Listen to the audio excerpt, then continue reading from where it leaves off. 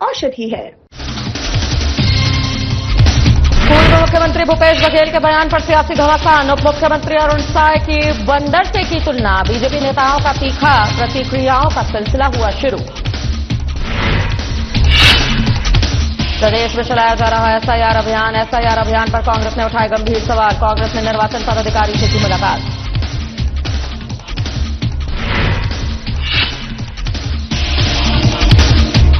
JPL कोयला खदान के खिलाफ हो रहा प्रदर्शन। प्रदर्शन के दौरान महिला आरक्षक के साथ अभद्रता। कैबिनेट मंत्री गजेंद्र यादव ने कांग्रेस पर लगाए गंभीर आरोप। नक्सलवाद खत्म करने का काउंटडाउन हुआ शुरू। नक्सल मुक्त बस्तर बनाने की डेडलाइन तय। 31 मार्च 2026 तक तय की गई डेडलाइन।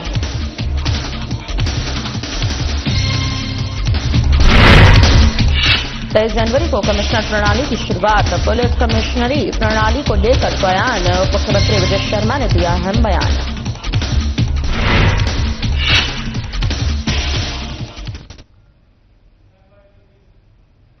नमस्कार, मैं आज श्रुति बोहरा। आपका बहुत बहुत स्वागत है हमारे इस खास बुलेटिन में। शुरुआत करेंगे तमाम बड़ी खबरों के साथ। छत्तीसगढ़ के रायपुर में पूर्व मुख्यमंत्री भूपेश बघेल द्वारा उप मुख्यमंत्री अरुण साय की तुलना बंदर से किए जाने के बयान पर प्रदेश की राजनीति गर्मा चुकी है। बीजेपी नेताओं की तीखी प्रतिक्रियाओं का सिलसिला जारी है। मंत्री टंकराम वर्मा के बाद अब उप मुख्यमंत्री विजय शर्मा ने भी इस बयान को लेकर भूपेश बघेल पर निशाना साध लिया है।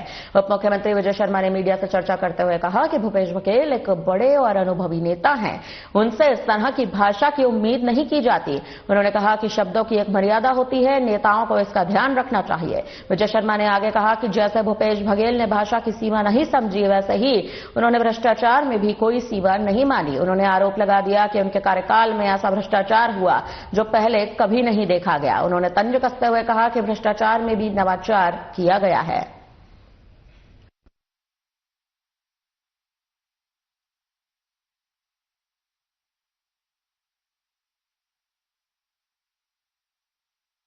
नहीं, मैंने अनेक चीजें ऐसी देखी हैं उनकी, और बड़े नेता हैं, उनको ऐसा नहीं करना चाहिए।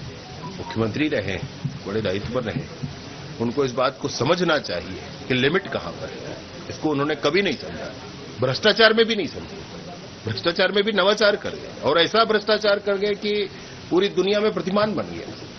तो लिमिट उनको कई बात हर मैंने अति सर्वत्र वर्जय, ये जो लाइन है ये शाश्वत है, सत्य है प्रारंभ से ही। इसको उनको बिल्कुल ध्यान करना चाहिए। किसी के बारे में भी ऐसा कहना उचित नहीं है। कोई उनके बारे में, उनके परिवार के बारे में बोले तो उनको अच्छा नहीं लगेगा। इसलिए सबको समझना चाहिए। क्या लगता है सर, मीडिया में बने रहने के लिए सुर्खियां बने रहने प्रदेश में चलाए जा रहे विशेष गहन पुनरीक्षण यानी कि एसआईआर अभियान पर कांग्रेस ने गंभीर सवाल खड़े कर दिए हैं। कांग्रेस ने प्रक्रिया के दौरान बड़ी संख्या में पात्र मतदाताओं के नाम मतदाता सूची में दर्ज नहीं हो पाने का आरोप लगाया। ऐसे पंचायतों की सूची जारी करते हुए कहा गया कि लोकतांत्रिक प्रक्रिया में यह स्थिति चिंताजनक है। शहर कांग्रेस जिलाध्यक्ष श्री कुमार मेनन के नेतृत्व में कांग्रेस के प्रमुख नेताओं ने विशेष गहन पुनरीक्षण अभियान के सिलसिले में मुख्य निर्वाचन पदाधिकारी यशवंत कुमार से मुलाकात की। नेताओं ने यह भी बताया कि नए मतदाताओं का नाम नहीं जुड़ पा रहा है, फॉर्म ही नहीं मिल पा रहा है, नए बूथों में बीएलओ नहीं है। इसके साथ ही इस संबंध में ज्ञापन सौंपकर मांग की गई है कि प्रदेश के प्रभावित क्षेत्रों में विशेष निर्देश जारी कर ग्राम पंचायत, वार्ड एवं बूथ स्तर पर शिविर लगाकर छूटे हुए पात्र मतदाताओं के नाम मतदाता सूची में जोड़ दिए जाएं।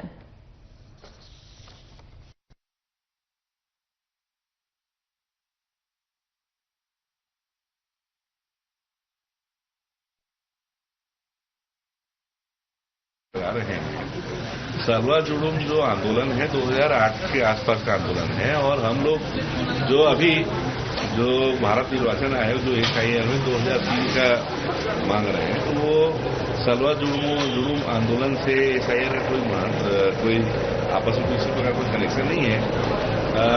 बेवजह कांग्रेस प्रोपेगेंडा कर रहे हैं और अपने आप को हाईलाइट करने के लिए कुछ नया आरोप दोषारोप कर रहे हैं।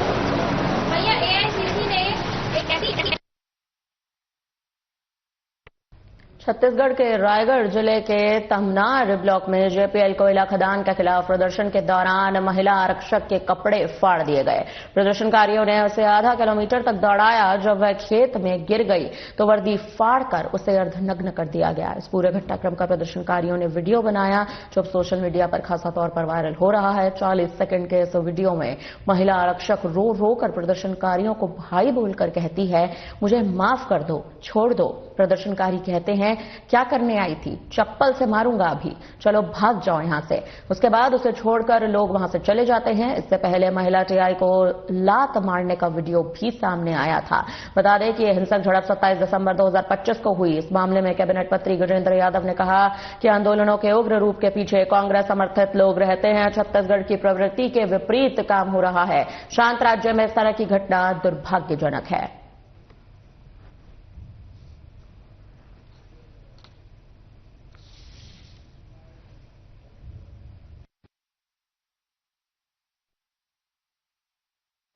देखिए, छत्तीसगढ़ में ये बड़ा दुर्भाग्य की बात है कि जब से कांग्रेस सरकार गई है वो बौखलाहट में ऐसे हरकत करते हैं। छोटे छोटे जन आंदोलन या बड़े रूप में भी जन आंदोलन से कांग्रेस छत्तीसगढ़ के जो प्रवृत्ति है इस विपरीत काम कर रही है। वो जन आंदोलन को उग्र रूप में कहीं न कहीं आप देखेंगे, कहीं भी बड़ा ऐसा आंदोलन हुआ है, वो आंदोलन जब उग्र रूप लेता है तो उसके पीछे कहीं न कहीं कांग्रेस समर्थित लोग ही उसमें इन्वॉल्व रहते हैं। ये बहुत दुर्भाग्यजनक बात है जो छत्तीसगढ़ जैसा शांत राज्य में इस प्रकार की घटना ऐसा होना बहुत दुर्भाग्य है। उसकी मैं भर्त्सना करता हूँ, निंदा करता हूँ। ठीक है सर, ठीक है, धन्यवाद। बस्तर में नक्सलवाद खत्म करने का काउंटडाउन आखिरकार शुरू हो चुका है। जी हां, आपको बता दें कि बस्तर में नक्सलवाद एक अहम मुद्दा है जिसको खत्म करने का काउंटडाउन शुरू हो गया है। केंद्रीय गृह मंत्री अमित शाह ने 31 मार्च 2026 तक नक्सल मुक्त बस्तर बनाने की डेडलाइन तय की है। अब इस तारीख तक सिर्फ 90 दिन बचे हैं। 2025 में नक्सलवाद पर बड़ा अभियान चलाया गया। पिछले 40 वर्षों से बस्तर में सक्रिय नक्सलियों का प्रभाव अब लगभग समाप्त हो गया है। 1.5 साल में कुल 23 बड़े नक्सली मारे गए हैं। इनमें सबसे खूंखार नक्सली मांडवी हिडमा नक्सल संगठन सचिव बसवा राजू गणेश उइके सहित 16 बड़े नक्सली शामिल हैं। भुप्ती, रुपेश और रामधरे जैसे बड़े नक्सलियों ने अपने सैकड़ों साथियों के साथ हथियार डाल दिए हैं। अब केवल पोलित ब्यूरो मेंबर देवजी, मिश्र बेसरा और गणपति 3 शीर्ष नक्सली बचे हैं जो संगठन चला रहे हैं।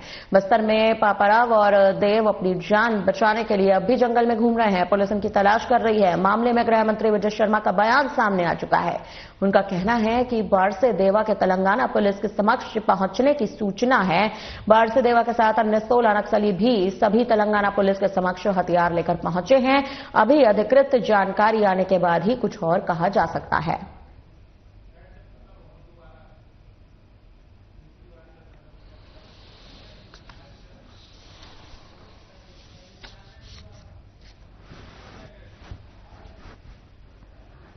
तेलंगाना पुलिस के माध्यम से तेलंगाना में बारसे देवा और उनके और 16 साथियों ने कुल मिलाकर 17 लोग हैं और उनके अपने हथियार है कुछ, उसके साथ उनकी पुलिस के समक्ष जाने की सूचना है।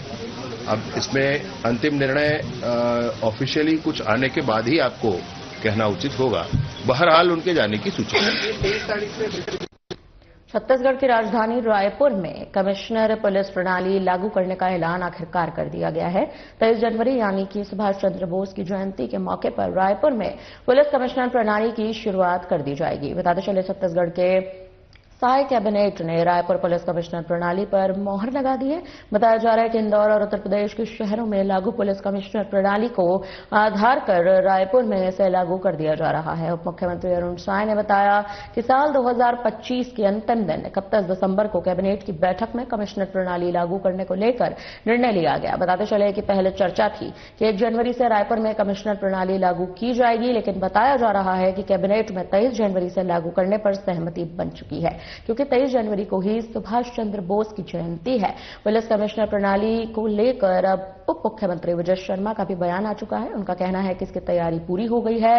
अधोसंरचना का भी पूर्वावलोकन किया जा चुका है। 23 जनवरी से इसकी औपचारिक शुरुआत की जाएगी। वहीं एसएसपी लाल उमेद सिंह ने बताया कि पुलिस को त्वरित निर्णय लेने की स्वतंत्रता मिलेगी, जिससे अपराध में नियंत्रण भी लाया जाएगा। पुलिस कमिश्नर प्रणाली रायपुर में लागू हो, इसकी आवश्यकता सबको समझ में आती थी। माननीय मुख्यमंत्री जी ने पिछले स्वतंत्रता दिवस के दिन, गणतंत्र दिवस के दिन इसकी घोषणा कर दी थी और उसके बाद से तैयारियां प्रारंभ थी। अभी तैयारियां लगभग पूर्ण है, अच्छे प्रारूप के साथ, जिसमें अधोसंरचना का भी पुनरावलोकन किया गया है और उसके उपरांत प्रक्रियाओं पर भी चर्चा हो चुकी है। बहुत से कानूनों को समाहित करते हुए रायपुर में पुलिस कमिश्नरेट शीघ्र ही प्रारंभ होगा। टेंटेटिवली वो 23 तारीख जनवरी है। अभी 23 तारीख से कमिश्नरेट लागू होने वाला है जिले में, जिसमें जिले के शहरी क्षेत्र के थाना क्षेत्र में ये प्रणाली लागू होगा, जिसके तहत में एक सीपी इसको हेड करेंगे और उनके अंदर में एडिशनल सीपी और फिर डीसीपी, एडिशनल डीसीपी और एसीपी होंगे। इसमें पुलिस को मिनिस्ट्रियल पावर्स मिलेंगे, जिसके तहत में पुलिस जो अभी अपनी कार्रवाई करती है प्रिवेंटिव सेक्शंस के तहत में, उनको किसी न किसी कार्यपालिक दंडाधिकारी के पास भेजना होता है और वहां से उसको आगे की कार्रवाई करते हुए या फिर जेल भेजा जाता है या फिर उसको जमानत दिया जाता है या फिर बाउंड ओवर की कार्रवाई की जाती है। पुलिस को जो जिनके विरुद्ध में कार्रवाई की जाती है तो पुलिस को उसकी गतिविधियां पूरे तरीके से पता होती है। तो पब्लिक के लिए या फिर पुलिस के लिए ये फायदा होगा कि जब उसको उसके विरुद्ध में कार्रवाई की जाएगी तो हम लोग खुद ही अपने से उसको त्वरित निर्णय लेते हुए उसके विरुद्ध में प्रभावी कार्रवाई कर पाएंगे। वर्तमान परिस्थिति में अभी जब कार्रवाई होती है तो कई बार ऐसा होता है कि जिस कार्यपालिक दंडाधिकारी के पास में प्रकरण भेजे जाते हैं उनको पूरा डिटेल जानकारी नहीं होती, तो उस कारण से वहां से कई बार पुलिस चाहती है कि जेल जाए या फिर उसको फिर उस लेवल पर जमानत पर भी छोड़ दिया जाता है। तो ये कई बार आपस के संबंधों के आधार पर भी होता है कि तालमेल कैसा होकर, परंतु जब एक ही जगह पर दोनों पावर रहेंगे तो निश्चित ही जो कार्रवाई हम लोगों की त्वरित होगी और उस पर प्रभावी कार्रवाई हम लोग तत्काल कर पाएंगे। तो सर, पुलिस प्रशासन पूरी तरीके से इसके लिए तैयार है? बिल्कुल। अभी जैसे पता है कि 23 तारीख को लागू होना है, हम लोगों की बैठकें प्रारंभ हो गई है। उस बैठकों में प्रमुखता से अभी तो साधन संसाधनों की जो जरूरत है उसके बारे में चर्चा हो रही है। किस जगह पर कौन सा कार्यालय खोला जाएगा, उसके संबंध में हम लोगों के द्वारा तैयारी शुरू कर दी गई है और हम जब तक अभी हम लोग पास में समय है उस समय अवधि तक हम लोग पूर्ण रूप से अपनी तैयारी कर चुके होंगे। खबर कोंडागांव से है। कोंडागांव माखड़ी का सबसे बड़ा लकी ड्रॉ इवेंट 3 जनवरी को ग्राम पंचायत माखड़ी में आयोजित किया जाएगा, जिसमें छत्तीसगढ़ की सुप्रसिद्ध लोक गायिका गरिमा स्वर्णा दवाकर शामिल होंगी। साथ ही बस्तर के स्टार कलाकार, यूट्यूबर्स, क्रिएटर्स और बस्तर का विख्यात जादूगर भी एक ही मंच में शामिल होंगे, जिसको लेकर ग्राम पंचायत में उत्साह का माहौल बन चुका है। कार्यक्रम को लेकर समस्त व्यापारी संघ ने तैयारियां पूरी कर ली हैं। चले कि 3 जनवरी को भव्य लकी ड्रॉ इवेंट आयोजित होगा। लोक गायिका गरिमा स्वर्णा दवाकर इसमें शामिल होंगी। मंच में कई यूट्यूबर्स, कई क्रिएटर्स एक साथ दिखेंगे। इस कार्यक्रम को लेकर व्यापारी संघ की तैयारियां भी तेज हो चुकी हैं। समस्त व्यापारी संघ इसको लेकर तैयारियां कर रहे हैं। वहीं बताते चलें कि बस्तर का ये अब तक का सबसे बड़ा इवेंट माना जा रहा है।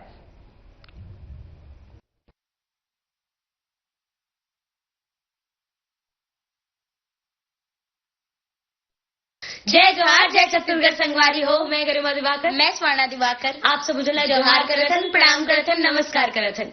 और आप सब उजला बताना चाहथन कि बस्तर संभाग के सबसे बड़े लकी ड्रॉ इवेंट जिला कोंडागांव माकड़ी मां 3 जनवरी 2026 शाम को 6 बजे होने वाला है, जेमा हम दोनों बहनी हमारे पूरा अंजोर टीम के साथ आया था अपन प्रस्तुति दे पर। और कार्यक्रम के आयोजक समिति है विक्की मोबाइल्स एवं प्रभाकर इंटरप्राइजेस और व्यापारी संघ के समस्त संगवारी मन जिला कोंडागांव माकड़ी मां।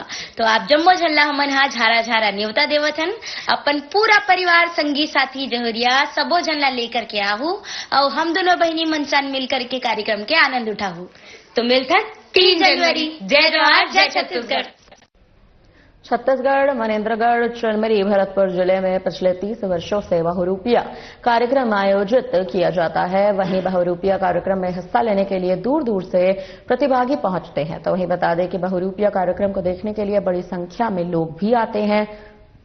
इस कार्यक्रम के मुख्य अतिथि छत्तीसगढ़ स्वास्थ्य मंत्री श्याम बिहारी, भरतपुर सोनहत विधायक गुलाब कमरो, सीनियर रिपोर्टर पुनीत पाठक, बीजेपी जिलाध्यक्ष चंपा देवी पावले, नगर पालिका अध्यक्ष प्रतिमा यादव और गणमान्य नागरिक भी उपस्थित रहे।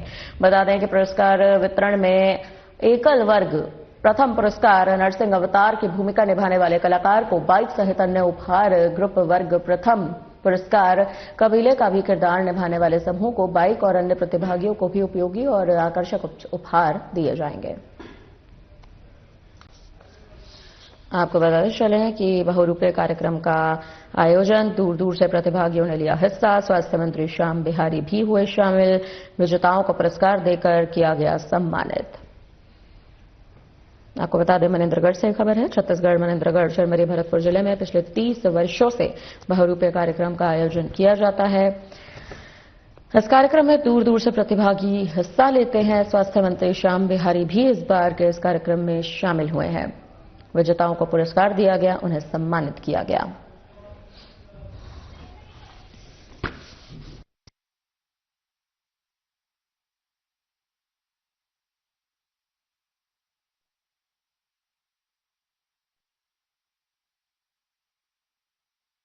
लगभग 3 दशकों से महेंद्रगढ़ शहर में व्यापारियों के सहयोग से एक अनूठा महोत्सव, और मुझे लगता है कि इसकी मिसाल पूरे देश में कहीं नहीं मिलती। जब 31 दिसंबर को हम लोग साल के अंतिम दिन को विदाई देते हैं, यह पूरा महोत्सव जो है नगर के व्यापारियों के माध्यम से पूरे शहर में आपको देखने के लिए मिलता है। और बहुरूपिया महोत्सव के नाम से मुझे लगता है कि महेंद्रगढ़ की पहचान बन चुकी है। हम इस कला के माध्यम से, इस आयोजन के माध्यम से ये प्रयास कर रहे हैं कि बहुरूपिया कला को हम जो है संरक्षण प्रदान कर सकें, इसको जो है सुरक्षित कर सकें। और यही वजह है कि लगभग 3 दशकों से इस आयोजन को लगातार ऊंचाइयां मिल रही हैं। आने वाले समय में हम गणमान्य जनों के सहयोग से इसको और बेहतर बना सके, ऐसा हम सभी का प्रयास रहेगा। क्या कहना चाहोगे? मैं पहले तो सांस्कृतिक मंच महेंद्रगढ़ का बहुत बहुत धन्यवाद करना चाहूंगा। ये इन्होंने इतना सुंदर आयोजन किया, तो हमें इस प्रतिभाग में भाग लेकर बहुत ही अच्छा लगा। किसी प्रकार का मतलब कि निष्पक्ष रूप से इस मतलब इस इनाम को दिया गया है। जो ये पुरानी संस्कृति है, जो कला जो विलुप्त होती जा रही है, ऐसी तमाम कलाकार जो है अपना अभिनय करते हैं। तमाम आप लोगों ने भी अपना अभिनय किया है, तो क्या कहोगे पुरानी जो कलाएं हैं उसको कहीं कहीं विलुप्त होती कला को जीवंत कर रहे हैं? जी जी बिल्कुल, इसको जीवित रखना चाहिए। हमारे जो पुरानी परंपरा धीरे धीरे विलुप्त हो जाते हैं। कहीं न कहीं आजकल मोबाइल के दौर पे धीरे धीरे देखने को नहीं मिल पा रहा है कि हमारे जो पुरानी संस्कृति को बरकरार रखने के लिए उद्देश्य से हमने सब ये हम एक जो कार्यक्रम को दिखाने का उद्देश्य हमारा जाता है। कोंडागांव विकास नगर में किन्नर समाज की अध्यक्ष संतोषी किन्नर ने अखिल भारतीय पूर्व सैनिक सेवा परिषद की ओर से निःशुल्क सैन्य प्रशिक्षण ले रहे युवक युवतियों को नववर्ष के पहले दिन पर ही पौष्टिक आहार वितरण किया है। सभी को नववर्ष की शुभकामनाएं दी हैं। निःशुल्क सैन्य प्रशिक्षण में युवक युवतियों के साथ साथ ट्रांसजेंडर ने भी हिस्सा लिया। जिलाध्यक्ष सूरज यादव ने भी युवक युवतियों को नए साल की बधाई दी। अपने लक्ष्य को प्राप्त करने के लिए प्रशिक्षण में कड़ी मेहनत करने को भी कहा। इसके बाद सभी ने मिलकर भारत माता की जय के नारे भी लगाए, वंदे मातरम के भी नारे लगाए, वहीं जय जवान जय किसान के नारे लगाए। इस अवसर पर अखिल भारतीय पूर्व सैनिक सेवा परिषद के संरक्षक बस्तर संभाग प्रभारी सुब्रत साहा, जिलाध्यक्ष सूरज यादव, उपाध्यक्ष अजनेर लकड़ा उपस्थित भी रहे।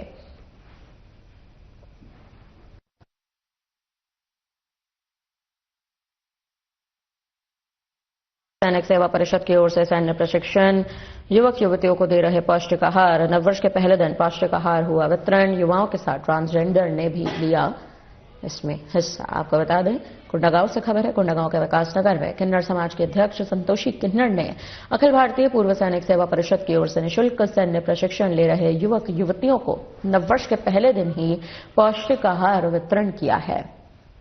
सभी को नववर्ष की शुभकामनाएं भी दी हैं। सभी ने मिलकर भारत माता की जय के नारे भी लगाए।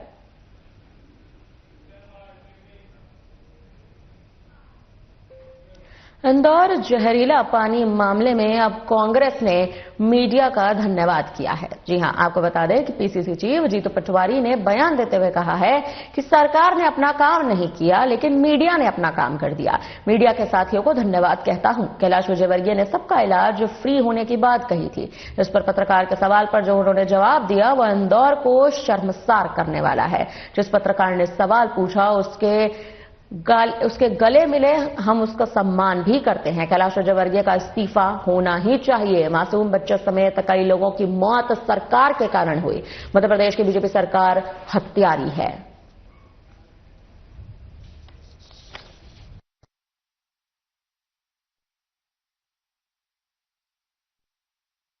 रायसेन जिले की साची तहसील से यह मामला सामने आया। आपको बता दें, रायसेन जिले की साची तहसील कार्यालय में नायब तहसीलदार की रीडर द्वारा किसी प्रकरण के निपटारे के लिए रिश्वत लेने का वीडियो वायरल होते ही हड़कंप पहुंच गया। प्रशासन तक वीडियो पहुंचते ही कलेक्टर अरुण विश्वकर्मा ने रीडर राजेश गीते को तुरंत निलंबित कर दिया। उल्लेखनीय है कि साची तहसील में भ्रष्टाचार की शिकायतें कई दिनों से मिल रही थी। यहां पदस्थ नायब तहसीलदार के रीडर राजेश गीते द्वारा लोगों के प्रकरणों का भी निपटारा कराने के नाम पर रिश्वत ली जा रही थी। ऐसे में एक मामले में रिश्वत लेते हुए वीडियो सोशल मीडिया पर वायरल हो गया, जिसमें साफ तौर पर राजेश गीते नोट कर गिनते हुए दिखाई दे रहे हैं। इस घटना से लोगों में नाराजगी छा चुकी है। लोगों का कहना है कि सरकारी दफ्तर में छोटे छोटे रिश्वत कार्यों के लिए भी यहां पर रिश्वत ली जाती है। एसडीएम मनीष शर्मा का कहना है कि प्रशासन की ओर से मामले की जांच के आदेश भी दे दिए गए हैं।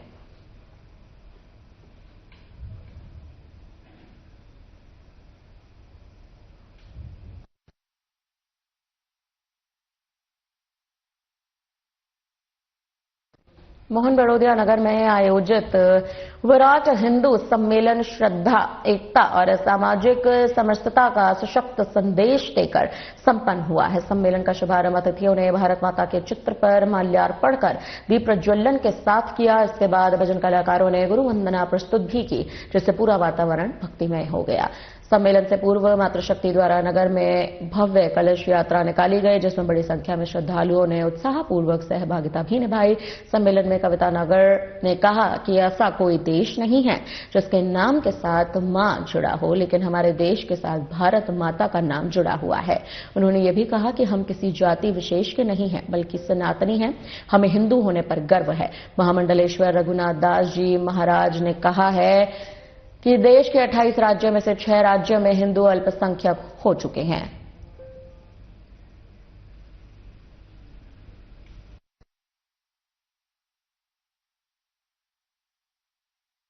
नगर के प्रतिष्ठित नवीन विद्या मंदिर परिसर में आयोजित 7 दिवसीय श्रीमद् भगवत कथा में ज्ञान यज्ञ, श्रद्धा, भक्ति और आध्यात्मिक उल्लास का अनुपम दृश्य देखने को मिला, जहां प्रसिद्ध कथावाचक पंडित वरुण शास्त्री ने अमृतमय वाणी प्रस्तुत की, जिसने श्रद्धालुओं को भाव विभोर कर दिया। भगवान श्री कृष्ण की बाल एवं किशोर लीलाओं का अत्यंत भावपूर्ण वर्णन किया गया। विशेष रूप से गोवर्धन लीला, इंद्रमान मर्दन और भगवत भक्ति के महत्व को सरल, रोचक एवं प्रेरणादायक प्रसंगों के माध्यम से समझाया गया। उन्होंने बताया कि जब मनुष्य अहंकार का त्याग कर देता है, भगवान की शरण में चला जाता है, तब स्वयं प्रकृति भी उसकी रक्षा करती है। गोवर्धन पर्वत धारण की लीला के माध्यम से उन्होंने संदेश दिया है कि ईश्वर पर अटूट विश्वास ही जीवन की सबसे बड़ी शक्ति है। कथावाचक ने यह भी कहा कि श्रीमद् भगवत केवल एक ग्रंथ नहीं है, बल्कि जीवन जीने की कला है। इसके श्रवण मात्र से मनुष्य के संस्कार शुद्ध होते हैं, वहीं परिवर्तन भी आता है। उन्होंने समाज को भक्ति, सेवा, सदाचार एवं मानव कल्याण के मार्ग पर चलने का आह्वान किया।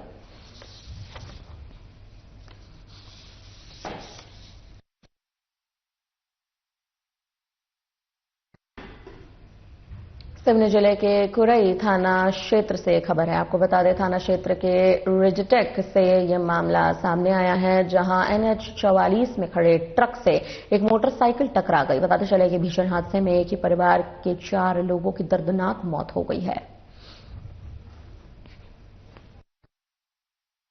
टकराई मोटरसाइकिल, आपको बता दें कि एक ही परिवार के 4 लोगों की मौके पर मौत हो गई। पति पत्नी समेत 2 बच्चों की मौत हो गई। सिवनी से यह खबर है। सिवनी जिले के कुरई थाना क्षेत्र के रिजटेक से यह मामला सामने आया है, जहां NH 44 में खड़े ट्रक से एक मोटरसाइकिल बुरी तरह टकरा गई। बताते चले कि भीषण हादसा हुआ, एक ही परिवार के 4 लोगों की दर्दनाक मौत भी हो गई।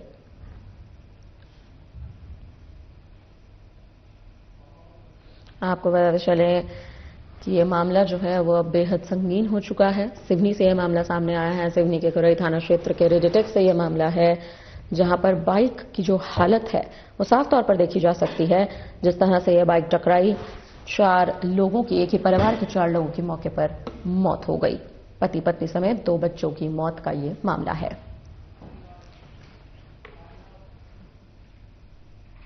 फिलहाल के लिए इस बुलेटिन में इतना ही। मुझे दीजिए इजाजत। नमस्कार।